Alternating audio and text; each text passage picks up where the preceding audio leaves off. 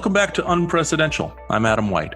On July 28th, the American Enterprise Institute hosted an online webinar for the new book published by my colleague John Yoo. The book is titled Defender-in-Chief, Donald Trump's Fight for Presidential Power. I interviewed John about the book. The video is available on our website and in the C-SPAN archives, but I thought it might be of interest to listeners to this podcast. Now, listeners to this podcast know that John Yoo and I don't see quite eye to eye on executive power issues. The argument John makes in his book is that presidents' constitutional powers are under threat from a variety of sources in politics and in law.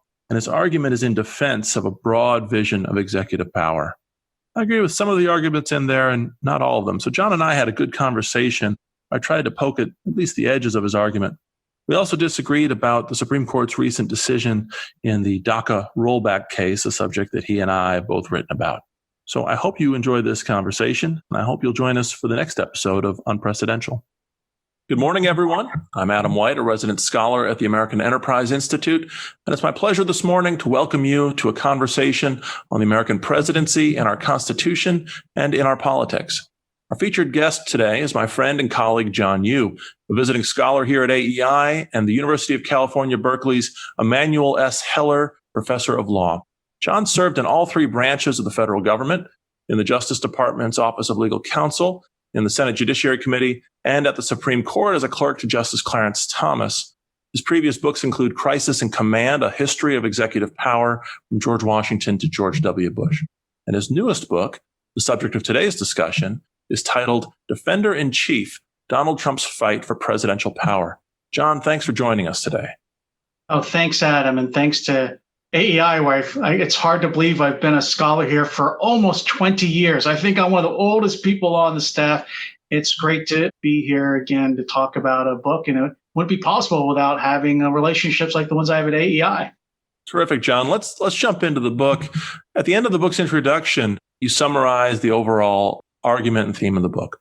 You say that President Trump, quote, has returned to the framers' original vision of the presidency as an office of unity, vigor, and independence. And in securing the benefits of an energetic executive for his successors, Trump may have done the nation his greatest service. So why don't you elaborate on that and describe the overall argument in the book? Thanks. I was like, boy, that's great writing. Now, I was like, gosh, I should have taken 1/3 of the words out of that long sentence. But it's a fair summary of the book. I got to say, when Trump ran for president in 2016, I was wary of him. He wasn't my first pick for president. And one reason I was wary of him is because he's a populist. And the Constitution actually fears populists. And you think about populists in the past, like an FDR and Andrew Jackson, even Abraham Lincoln. There are people who think they have the popular will behind them. And the Constitution is often seen as an obstacle, particularly true of people like FDR. And so you would have thought President Trump would come into office and he would find the Constitution a hindrance, an obstacle to what he wanted to do. But instead, the last 3.5, 4 years, what I've seen is that's his opponents who really want to upend and change constitutional traditions and institutions. It's his opponents, as I go through, who want to get rid of the Electoral College. It's his opponents who want to pack the Supreme Court from 9 to 16 members, which I think would be terrible for judicial independence and the rule of law. They're the ones who support the idea of using special counsels and prosecutors to fight our partisan political battles, or support the idea of an independent bureaucracy like the FBI and Jim Comey, who can decide who's fit or not fit to hold the office, not the voters, or who want to nationalize the economy and create this vague Green New Deal in the service of global warming. And so that's why I said almost in a way, Trump has become the most surprising defender of the Constitution, because even though he's a populist, he's turned out to be the one who's defending, I think, more often than fighting with traditional constitutional understandings, our institutions. That's not to say he hasn't really changed, which he has, the norms and the politics of the office of the president. I think when it comes to constitutional powers, he's actually not been this great destroyer, this great shredder of the Constitution, of which he's been accused so often by his critics. Well, in the opening chapters especially, you point to the conflicts between President Trump and some of his critics, some of his opponents. You begin with the very beginning with his election and the nature of the Electoral Council. Well, let's jump to chapter 2, where you describe a president's duty to take care that the laws are faithfully executed and what that means for President Trump's relationship to law enforcement. Yeah. You mentioned the case of his conflict with James Comey. That's great, because I think the founders thought the two most important functions of the presidency, they say so right in the Federalist Papers, was one, protecting the country, protecting the national security, and then two, enforcing the law. They wanted the president to be independent of Congress because they thought having congressional control of law enforcement, as Montesquieu put it, was the very definition of tyranny. So Trump comes into office, and one way I understand the Mueller investigation, one way I understand what happened with Jim Comey was almost a revolt of the law enforcement bureaucracy. Look, I used to be part of it in the Bush administration. I was in the Justice Department too. But you had this revolt by the FBI and the headquarters staff and Jim Comey ultimately against the elected leadership of the country, against the person that the American people chose to be in charge of law enforcement. Constitution says it's the president that takes care that the laws are faithfully executed. And under our system, and again, this is the traditional understanding, President Trump has the right to fire not just Jim Comey, but anyone involved in law enforcement, because as the Supreme Court has long said, all those people are assistants to the president in performing his constitutional responsibility to take care that the laws are faithfully executed. So rather than seeing some great constitutional disaster in Trump firing Comey, what I argue is that it was the president, here Trump, restoring the traditional executive control of law enforcement through the power to remove anybody who's involved with prosecution or investigation, because they are all people who have to help the president in achieving that duty to take care the laws are faithfully executed. It's the sort of issue, I suppose, that Justice Scalia grappled with in his famous dissent in Morrison versus Olson, where he said, to those who think that the president shouldn't be in full control of law enforcement, the only thing worse than that, perhaps, would be president not having full control and having something as important as the prosecutorial power or law enforcement power scattered among a variety of offices that aren't actually accountable to the people through the president. Yeah, it's a great line in that dissent in Morrison where he says about the independent counsel, he says, sometimes a wolf comes disguised in sheep's clothing, but this time the wolf comes disguised as a wolf. But there's even a bigger, and this is not even really discussed in Morrison, but the bigger issue of political theory, which I know a lot of AEI people are interested in, is that the independent counsel also represents, I say, the pinnacle of the idea of the administrative state. The idea that, and this is really Woodrow Wilson's idea, maybe some of Teddy Roosevelt's idea, of FDR's, the idea that our former president, Chris DeMuth, was really interested in these issues.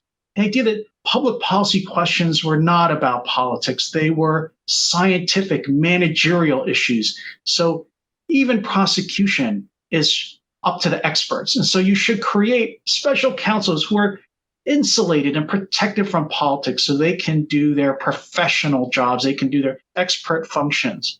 That runs contrary, I think, to this idea that the Constitution creates a direct political control over law enforcement. The founders, I think, would not have accepted this idea that public policy questions are just questions of technical expertise alone, but that, we are the voters, we elect a president, that president is the one who's in charge of law enforcement, and then we hold him responsible or her accountable for those policies at the next election. I just want to tell the audience, by the way, that if you have questions you want to submit for the audience Q&A portion of today's discussion, you can send them in two ways. You can either submit your questions on Twitter at #DefenderInChief, or you can send them by email to the program director for AEI's Department of Social, Cultural, and Constitutional Studies, Nicole Penn. That's Nicole, Nicole, .penn, PENN, @AEI.org. John, on this point, you were just elaborating on the political accountability of the president and this tension between that accountability and technical expertise. That's a theme that runs not just through your discussion on law enforcement, but then on these broader questions of bureaucracy and the president, his conflicts with the State Department, his conflicts with the national intelligence apparatus of the country, and so on, that this is not just limited to law enforcement. This is a broader challenge in governance, the president and the bureaucracy that he's elected to lead. I know, and these are questions you and I, Adam, are both interested in. I think it really expresses not just Trump fighting to win his battles every day, but expresses this conflict between two different visions of government. And I think Trump is trying to return us back. Even he may not even realize he's doing it or consciously doing it, but his own self-interest causes him to want to bring us back to that more Spartan, limited idea of the government that the founders had, the idea that the branches would be separate, that they wouldn't cooperate all the time, that they would be constantly fighting. And that's how individual liberty would result.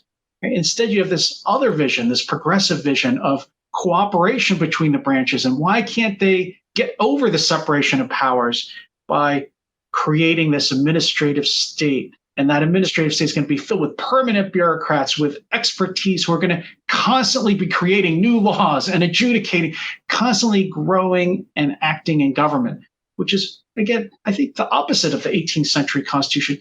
The other point I just throw in there is I think Trump, interestingly, right, he's pursuing his political self-interest. Obviously, when he fights with Mueller, Comey, when he fights on impeachment, he's trying to save his political hide. What I try to argue in the book, though, is that the founders' Constitution tries to channel that rational self-interest into a greater constitutional good by hopefully causing all these competing interests into fighting each other, right? Madison's famous phrase, ambition must counteract ambition, right? The interests of the man should become the interest of the place, which means its institutions.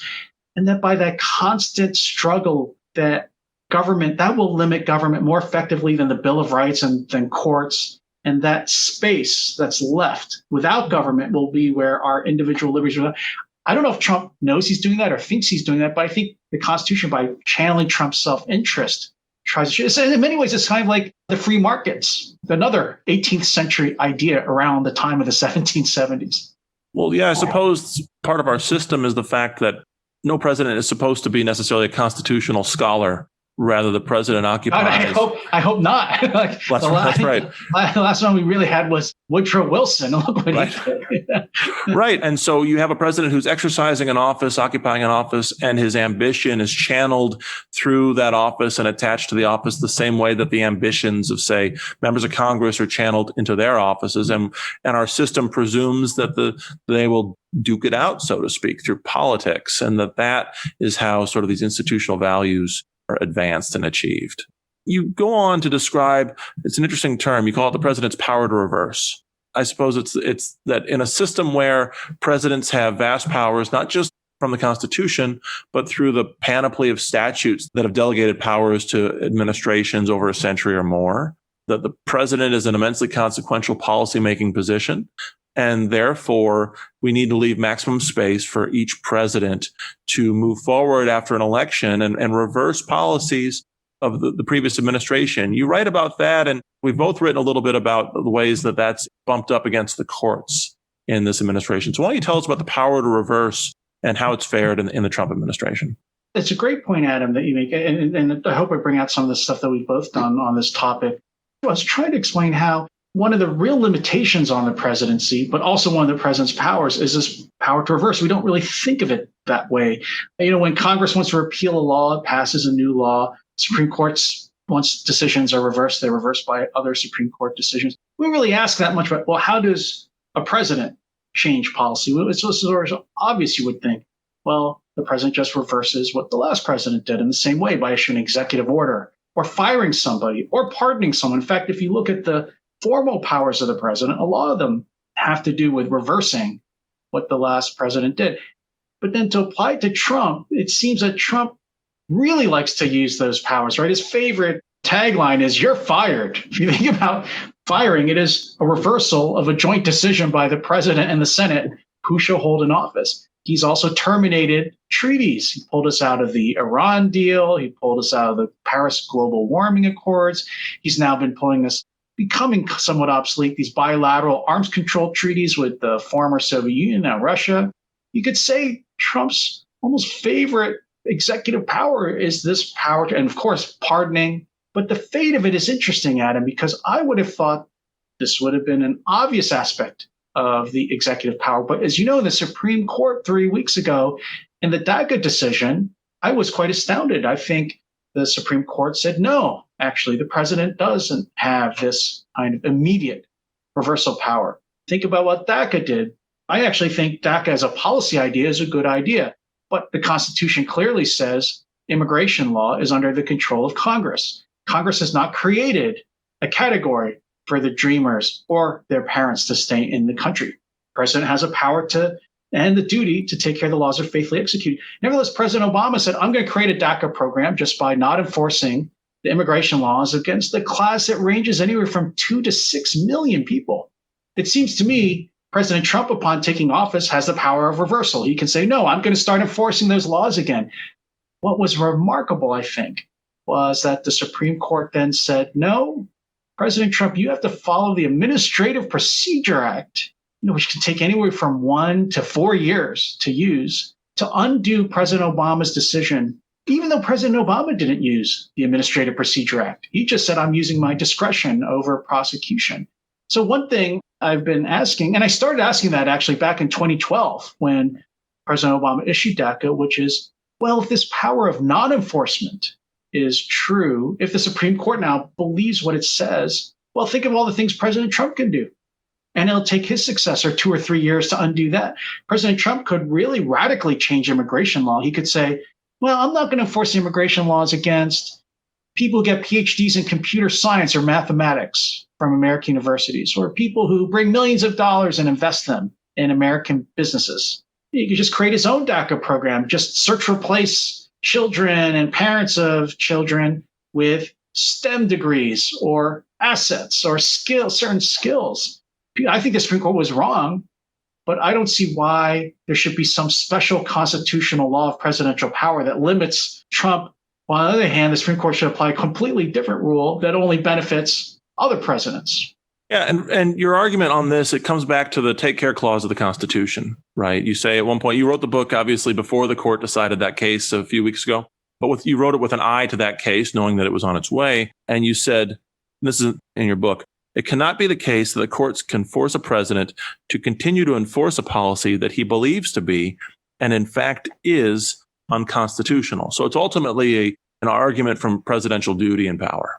Yeah, that is actually, I think, the bigger issue behind even the DACA issue, which the court itself doesn't talk about. But I think if there's one thing which unifies the Roberts Court, it is this self-confidence in judicial supremacy, that it knows best what the Constitution means. And its view of the Constitution is superior to that of the president or Congress. Right? This would have come as a shock to the founders, where if you look at the beginnings of the country, it is the president and it is the Congress that resolve a lot of the major constitutional issues in the beginning, not the Supreme Court. And if you think about the result of DACA, you have a president, President Trump comes to office, immediately he says DACA is unconstitutional. I think he's right about that. It's up to Congress to pass DACA. He should be able to say, I am not going to enforce this unconstitutional policy. That's the only reason I need to end DACA. And yet now, as you say, in result, what has happened is the Supreme Court has ordered President Trump to keep enforcing an unconstitutional policy, not just that Trump believes is unconstitutional, but the lower courts have found unconstitutional too. I think it's quite remarkable. It's actually yet another example of this seizure from the political branches, from the president, Congress, of their right to interpret the Constitution by the courts. And it's not a partisan thing. It's not a conservative, liberal thing. All the justices love to do this when it suits them. Yeah, I wrote a little bit about this after the book was coming out, and you wrote some more about it in National Review. And for me, this particular issue seemed a consequence of the Administrative Procedure Act, which is in and of itself a broad overlay on executive power, which raises challenging questions, it always has, about the extent to which either Congress can legislate procedures upon the president or that the courts can enforce those legislative procedures. The way you described this conflict between the Trump administration and the Roberts Court brings me back to an earlier point where we talked about the branches, having ambition and checking and balancing one another. How should these sorts of moments play out when an ambitious president finds himself bumping up against what may be an ambitious court of a sort? It's interesting. This is, I think, something that actually divides Trump from his critics. The critics would say, well, the answer is, let's add 6 new justices to the court then, if we don't like what it's doing, which I think would do a lot to undermine judicial independence and the rule of law. And there's a proposal that's been rejected in the past, most famously when FDR tried to pack the court to get it to accept the New Deal. And he failed on that, although he did succeed in his goal of causing the court to switch course. I think what President Trump has been doing is more, again, the traditional approach, which is gradually trying to change the direction of the court by putting new judges on. Trump didn't say, let's expand the Supreme Court to 11 or 12 people. He just he replaced the vacancies that occurred on his presidency with Neil Gorsuch and Brett Kavanaugh, and he picked people who were conservative, who shared his judicial ideology. Actually, a remarkable thing, talked a little bit about in the book, is President Trump's the first one to issue a list of names and say, I will only pick from this list of names, and to actually almost delegate the power to come up with the list to well-known conservative groups like the Heritage Foundation and the Federal Society. Adam, I don't know how we got shut out of that at AEI. I mean, how come, or Hoover, how come we didn't get asked to participate? But Trump did that all publicly because he wanted to show a commitment to judicial ideology of a certain kind, because he'd never had public office. He had no track record on judges.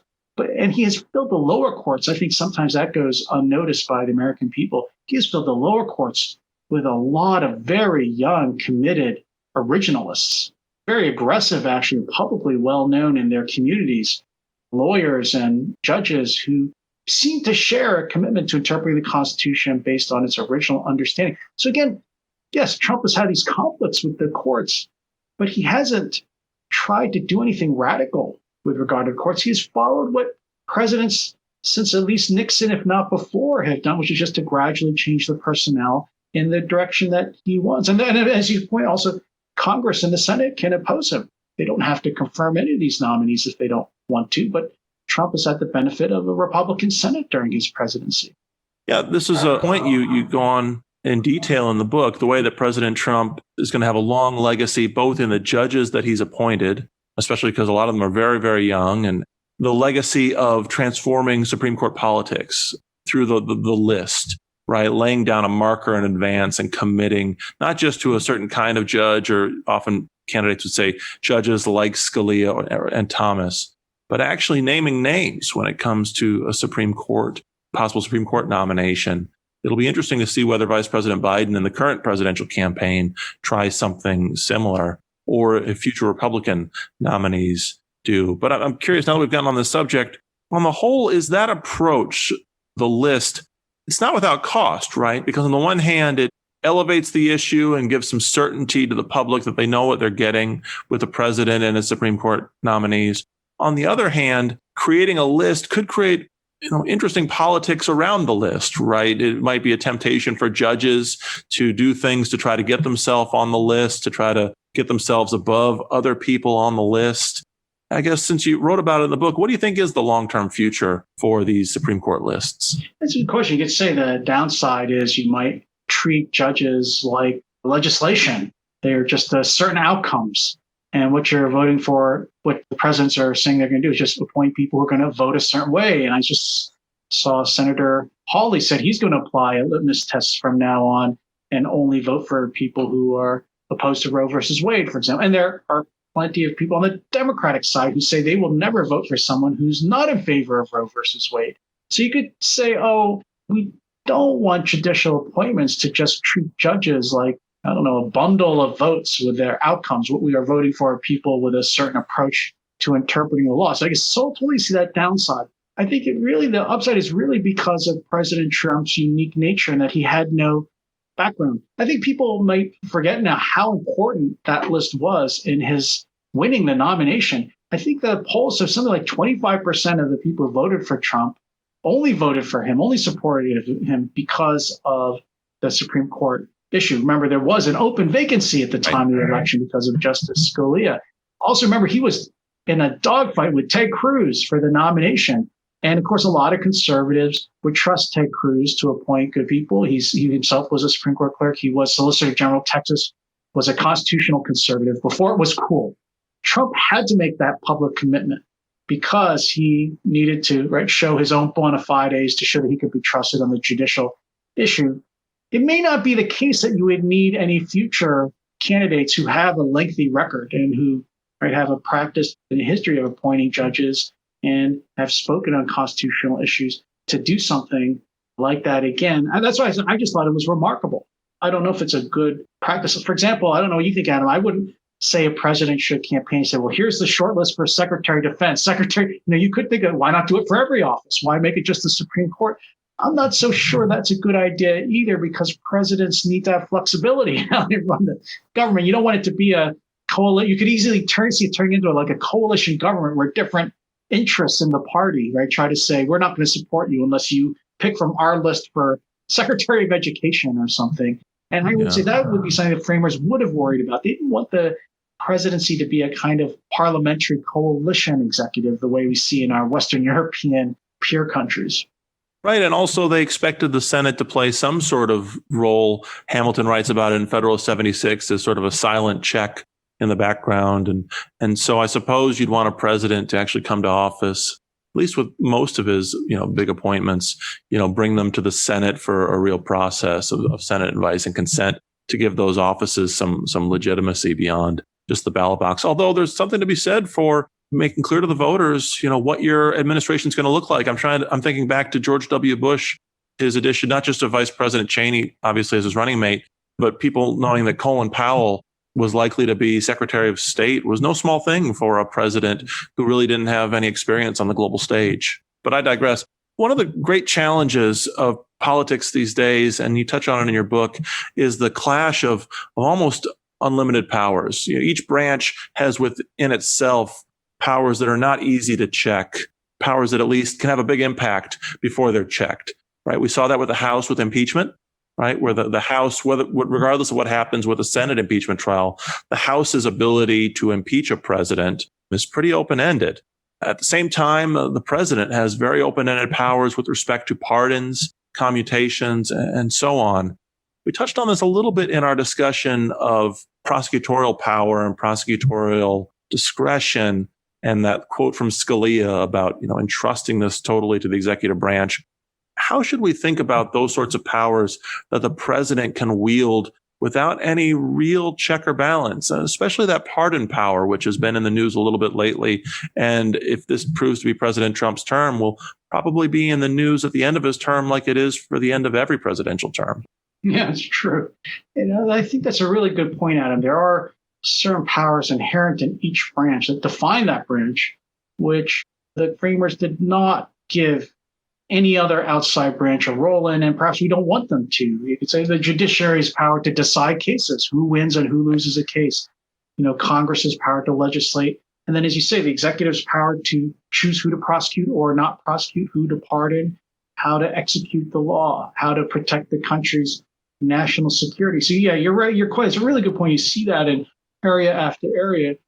I think sometimes people expect the Constitution to save us, that they think not only does the Constitution distribute and allocate those powers, but then somehow the Constitution is going to prevent abuse of those powers, or you just use those powers we happen to disagree with. For example, after the pardon of a commutation of Roger Stone recently, Nancy Pelosi, I think, gave a lot of voice to that. She said, well, Congress is going to pass a law to make sure that can't ever happen in the future.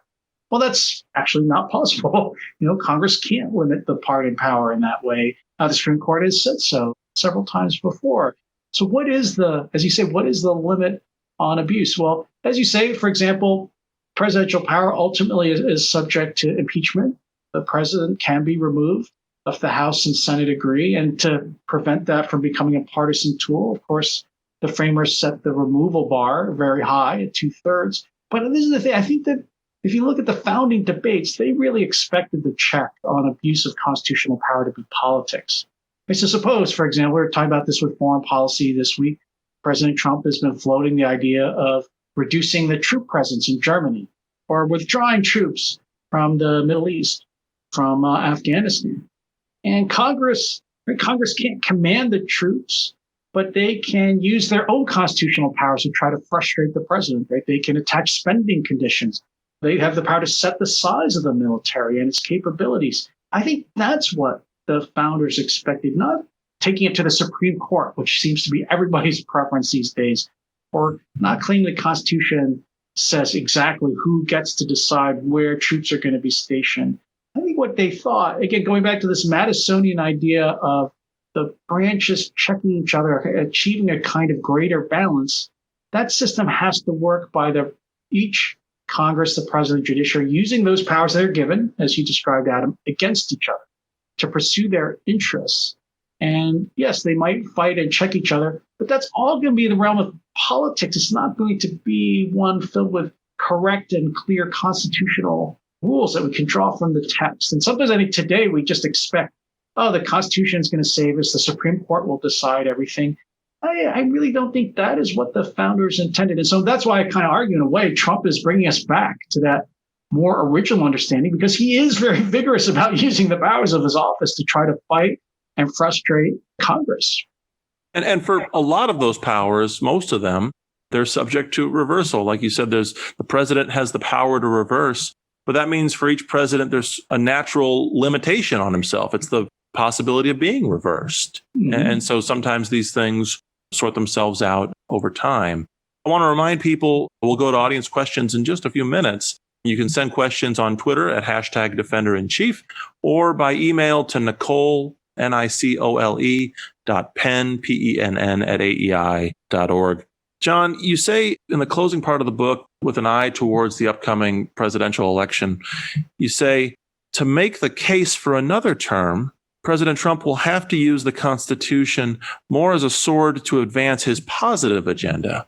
I'm looking ahead to the ways in which presidential power, executive administrative power, can help promote an affirmative policy agenda.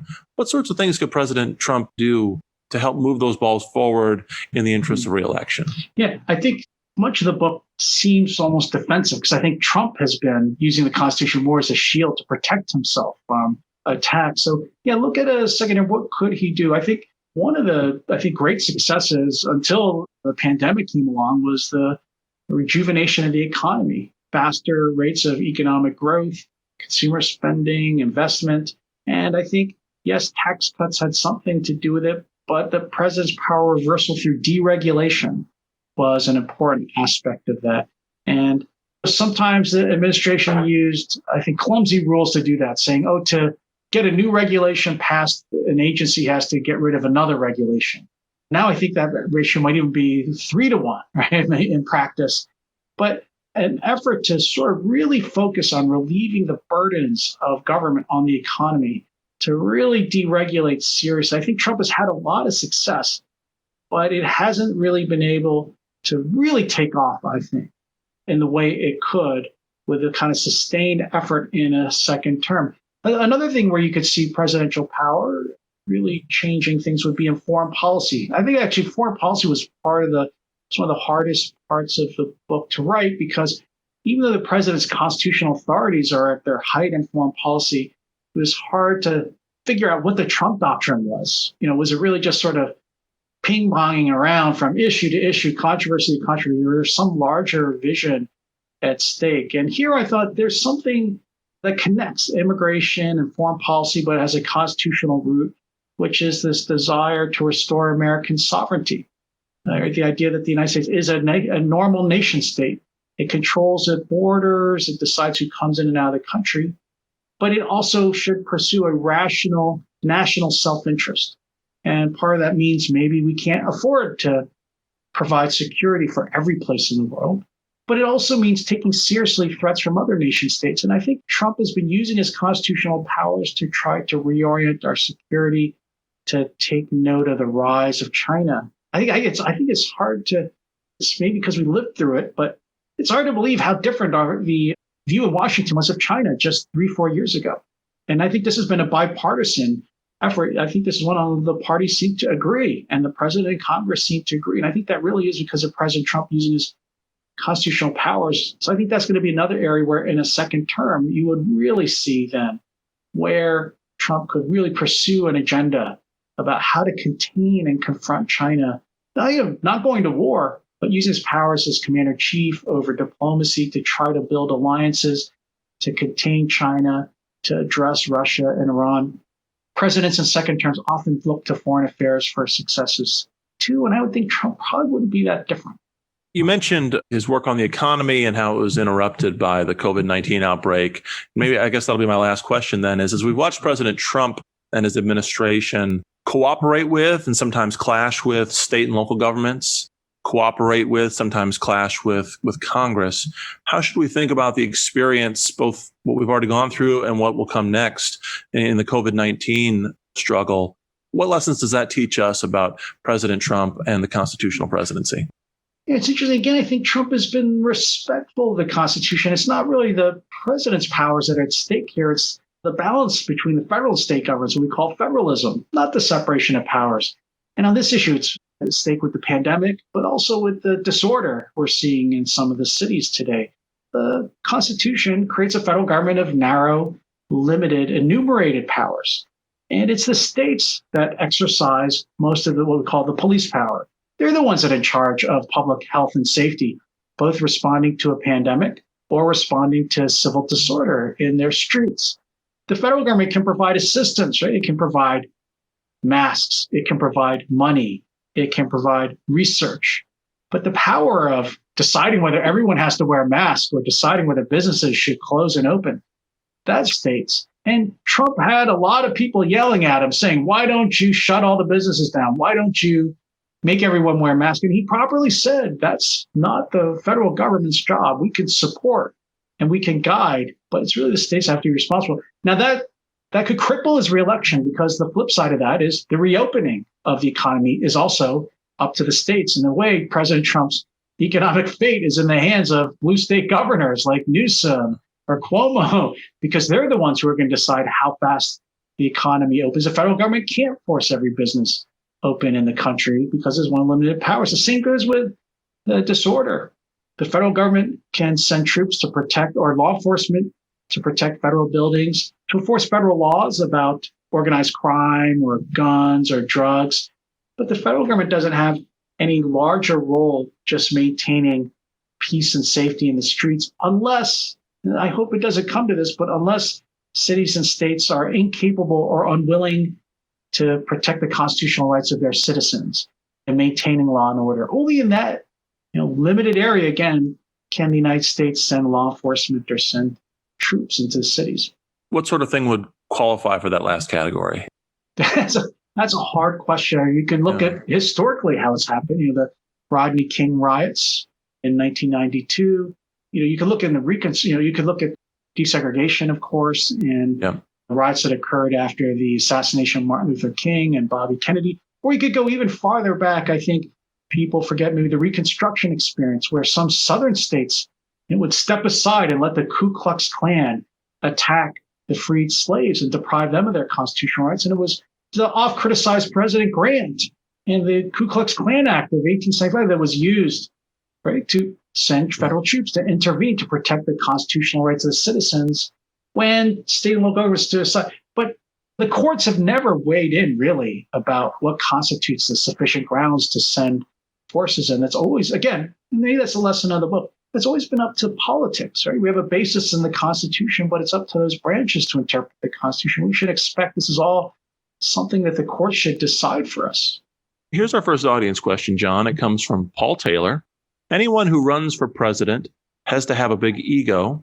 President Trump is no different, but his ego seems to make him remarkably resistant to changing his views in order to assuage the politically correct popular mood of the moment, at least the mood among political, legal, and media elites. Paul continues, do you think a politically incorrect president like that is just what the modern presidency needs to restore the authority of the president?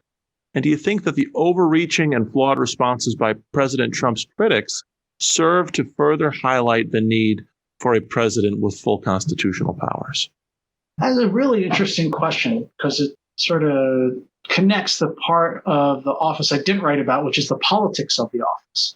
Where I was arguing that President Trump has really been trying to fight to keep the presidency intact, return us to the presidency the founders had in mind. It's hard to figure out exactly how does that connect to the political aspect of the office. And I would be the first to admit President Trump has done a lot to change some of the norms of the way presidents act, his attitude and approach to the media, for example, the way he sort of continues to fight with individuals and even organizations as president. He can't restrain himself. Maybe Paul Taylor's question there is also reflected that Trump seems to think, right, changing one's mind is a sign of weakness, and sticking to a consistent argument is a sign of strength. I guess one thing that you and I am talking about, though, is that the Constitution does make it possible for the president to switch grounds quickly because of this power reversal. It used to be, until the Supreme Court's DACA opinion, hard to lock in presidential policy. There wasn't this one-way ratchet where a president could do something and it couldn't be easily changed if the circumstances dictated. And so I do take Paul's point about Trump trying to be consistent. At the same time, I think the founders wanted the president to be nimble and quick acting. I think they saw the branch that was going to be more consistent and changing its mind less would be Congress. You look at Congress, you pass a law, it's extremely hard to undo a law because of the presidential veto and the filibuster. So it's hard for Congress to undo what it does. But I think the president, that's the branch that the founders wanted to have a certain quickness, nimbleness to respond to changing circumstances. And so I hope that President Trump realizes that yes, he should stick to his principles, keep his promises. He does seem to think that's important. We talked about on the Supreme Court list, there's definitely an example of keeping his promise. But the founders wanted the president, and I hope Trump understands that, to be able to switch quickly in direction if changed circumstances required. In fact, they're the only branch compared to Congress and the judiciary that exists all the time to defend the country in face of unexpected occurrences and changing circumstances.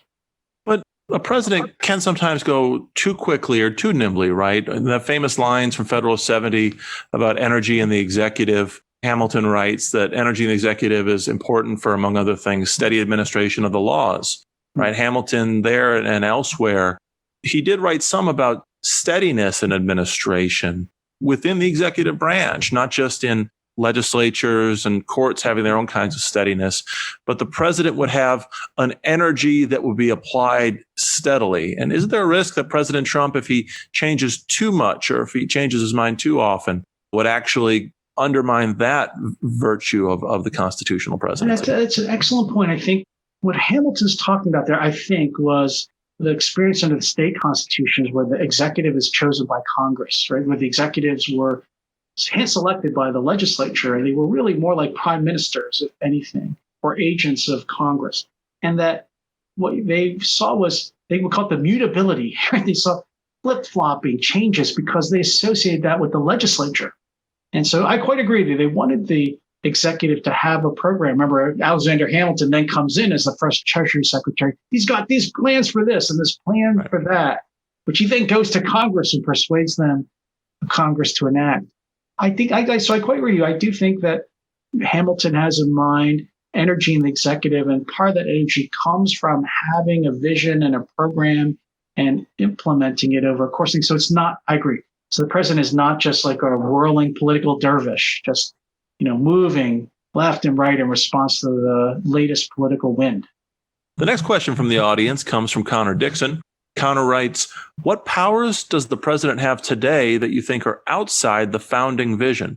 And he adds, what are your thoughts on Trump's recent firing of several inspectors general? So why don't we start with the first question about the presidential powers today and the founder's vision of the presidency? I really think this power of non-enforcement, I call it, is outside the founder's understanding of the office. And of course, this was first created, I think, by Barack Obama in the DACA program. Now, presidents have always had a right, I think, to not enforce laws that they thought were unconstitutional. So I think Thomas Jefferson certainly has the right to come in upon assuming office and say, I'm not going to prosecute anybody under the Sedition Act anymore because I think it violates the free speech clause, and I'm going to pardon people who are convicted. Even though the lower courts and the Congress that passed the law and the president, John Adams, who signed it, thought it was constitutional. I don't think presidents have this right that's been claimed recently to not enforce laws because he doesn't agree with the policy that Congress enacted. Right? So that's what the DACA program really was. I mean, the president said, I think we should be letting more people into the country. I think Congress's immigration laws are too harsh. Congress had studied actually passing a DACA program, but just hadn't managed to get the votes. If you allow a president to be able to not enforce laws selectively, then A, you've given him a veto that can't be overridden by Congress. And second, you probably defeat congressional efforts to compromise about that issue and to pass legislation Or if you do, it'll distort the legislation that's passed because you've always got the possibility the president might undo some kind of legislative deal by later coming on and say, well, I signed that bill, but I'm just not going to enforce the law now because I just don't agree with it anymore. On this point about non-enforcement, I remember when President Obama was announcing his DACA and then DAPA policies, you wrote on this in an article that you co-authored on the Take Care Clause, and you wrote quite a lot about the Take Care Clause. In fact, I think I even remember watching you present a version of that paper at AEI many, many years ago. Too long ago. Don't remind me. but I'll say that's one of the great challenges then, right, is that the president's ability, maybe it's wrongful, but a president's ability to simply not enforce laws, it's hard to locate a proper constitutional check and balance within the system to counteract that. It ultimately comes down to questions of how an individual president limits his own ambition, right? He might hate a policy on policy grounds, not have a good constitutional argument against it, and he really is duty bound to implement that policy. The question is whether he'll live up to that duty. Yeah, in fact, this is one of my criticisms of impeachment. Using impeachment to go after the president of Ukraine is small potatoes. What the founders had in mind actually is something what you're talking about, Adam.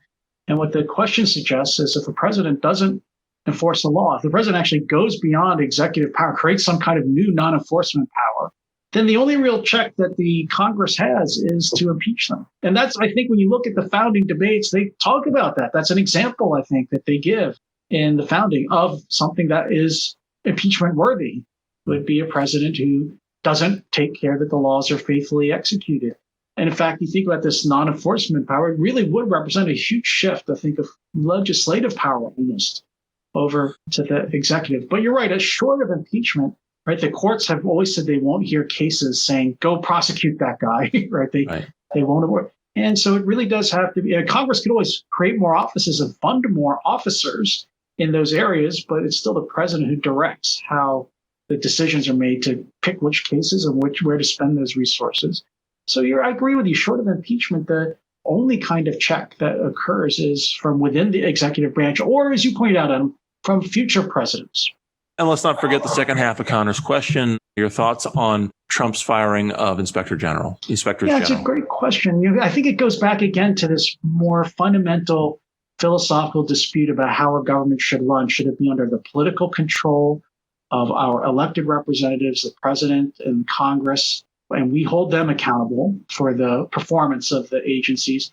Or should we instead have this kind of more, I think, European model of administration?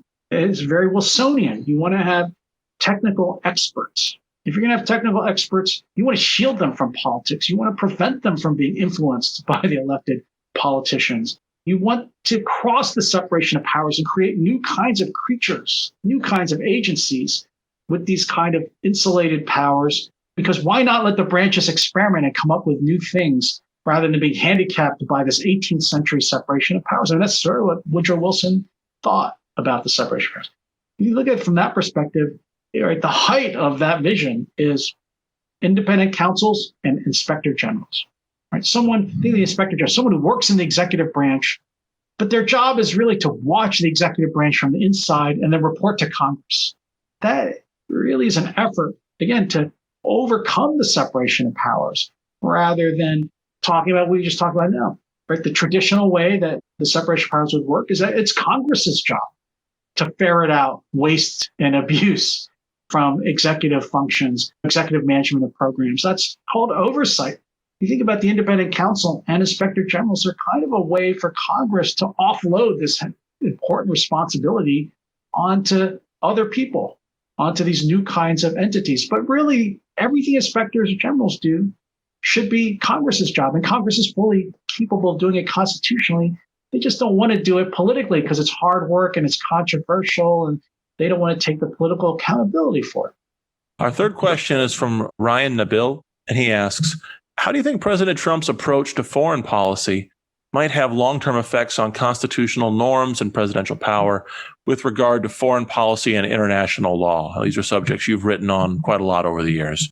It's a great question. I hadn't thought of it that way exactly. And I was thinking in the book more of how does a president achieve a foreign policy and how has Trump really tried to achieve his It's an interesting question how whether Trump is going to have a longer term effect on presidential power in foreign affairs and international law. But one thing you can see is he expresses this skepticism of international organizations. I mean, if anything, I think he's again sort of returning us to this sort of classic 19th century idea of international politics, of nations pursuing their rational self-interest, not really trying to create these sort of treaties that legislate for the world, and maybe being more suspicious of international bodies like not just the United Nations, but NATO.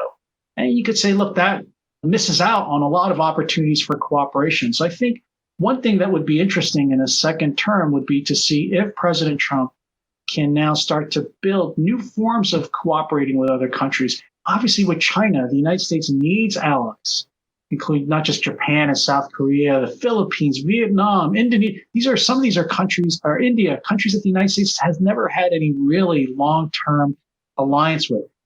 President Trump is suspicious of making these long-term commitments. Can he figure out a way using diplomacy and the commander-in-chief power to build these kinds of alliances that are convenient for the issue of containing China, but aren't creating some vast new permanent bureaucracy either? I think that's going to be an interesting challenge, because I think for the last 50 years, it's been seen as an either or kind of proposition. Either you're in favor of vast international organizations with a kind of universal legislative power, or you're just in favor, I guess, of returning to chaos and anarchy of the kind we used to see that produced World War I and World War II. And I think what the United States is trying to figure out, which Trump uses constitutional powers to try to develop, is something in between. And I think that would bring American means into line with its ends, which is always the goal of strategy. Now we have a question from Tal Fortgang, research assistant here at AEI. Oh, now we're going to the peanut gallery. I work with Tal, and believe me, he's no peanut. He asks, how might Trump's presidency help Congress to reassert its own power? What could President Trump do to challenge Congress to be a better version of Congress? It's a great question, because one thing you'd say is, look, President Trump has provoked Congress already into using powers like impeachment, like these oversight hearings that it may not necessarily have done with any other president. But, Madison, and maybe Madison was wrong, but Madison would have expected that, as the president does claim these greater powers, the president does push his agenda, that it will naturally provoke Congress to reassert itself. The one thing I think Madison didn't anticipate was that instead sometimes Congress would rather delegate that authority to agencies rather than to do it itself. Again, like we're saying, the independent counsel or inspector generals or independent bodies and commissions. The interesting thing is the Supreme Court is steadily trying to prevent Congress from doing that, right? They've been on a mission of reducing the independence of some of these bodies, like the CFPB or the Peekaboo or something like that. Maybe we're going to see a court that ultimately says we're not going to have independent commissions and bodies, and that ultimately might lead Congress to do its job too. John, a little while ago, you talked about President Trump. We said he's been a very energetic president, sometimes stakes out a pretty aggressive position, right? And then falls back to a more of a negotiating position.